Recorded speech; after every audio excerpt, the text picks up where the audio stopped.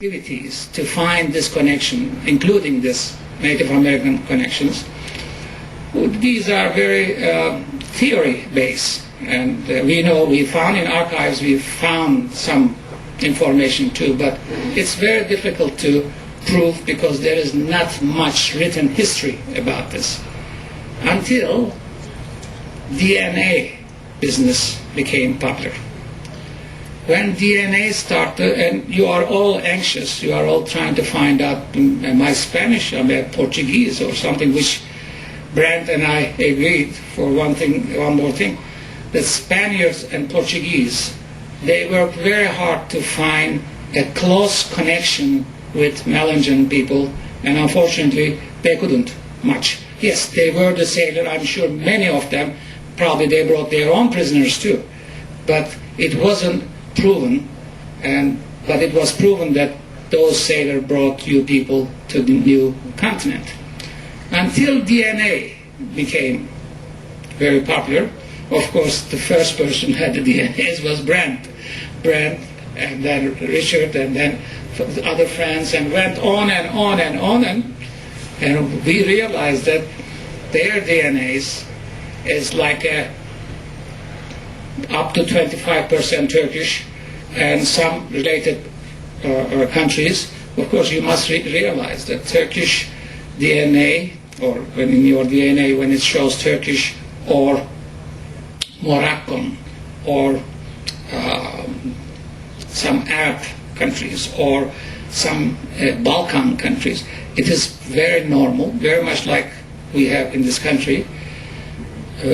Ottoman Empire was like that, and Ottoman Empire picked the best possible soldiers for their army and navy, especially navy. They were very seashore people.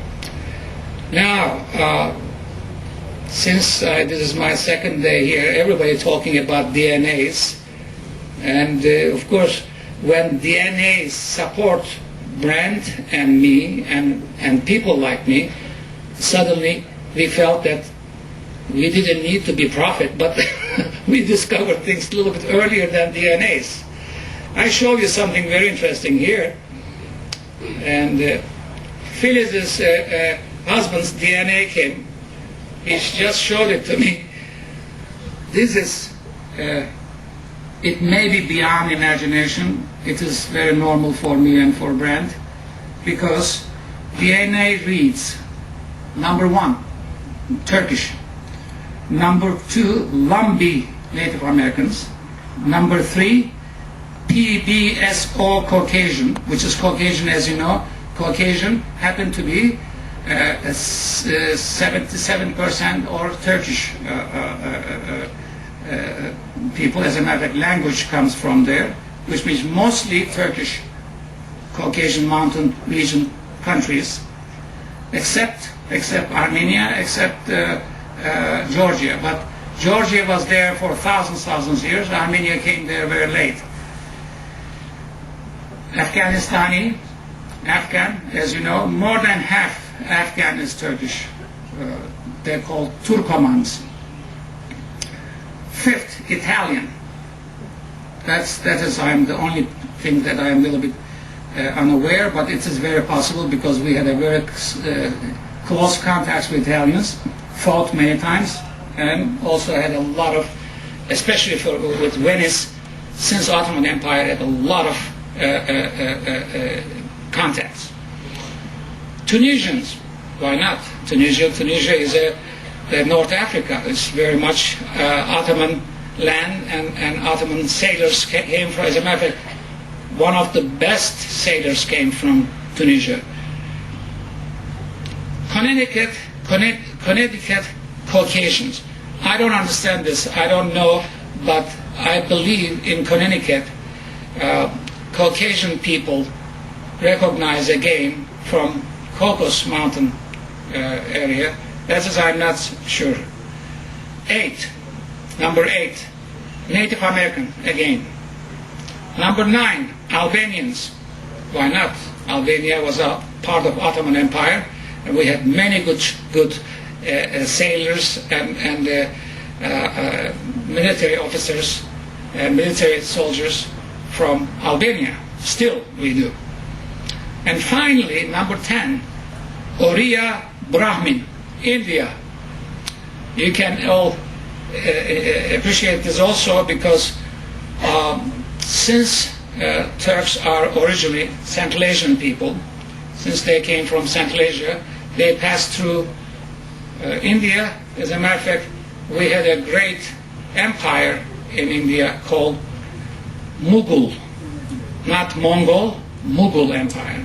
If you remember Mughal Empire, they were the builder, Shah Jahan, builder of Taj Mahal, meaning that India is not a faraway land for us. We have also, many of you may have similar, even if they check my DNA, it will be very different than this.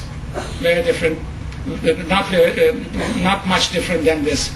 I may have, maybe I may have a little bit more Caucasian, but as a matter of fact, Richard knows this. Brandt picked one of his friend and check in Turkey, check his DNAs randomly, and found almost identical DNAs to his own.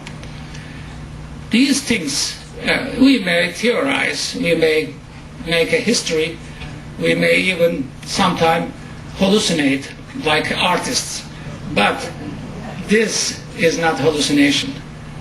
This is, we use many archival materials, and but until DNAs came through, we could never prove ourselves.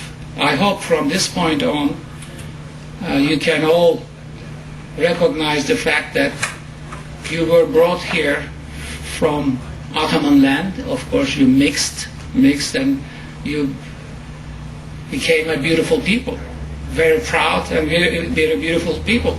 This maybe took 400 years to recognize. Yes, 400 years, a lot of discrimination, because they could never recognize you. They could never see what is your, are you Scottish, are you Irish, are you this? You couldn't name this. A little bit Spanish maybe, a little bit Portuguese went on.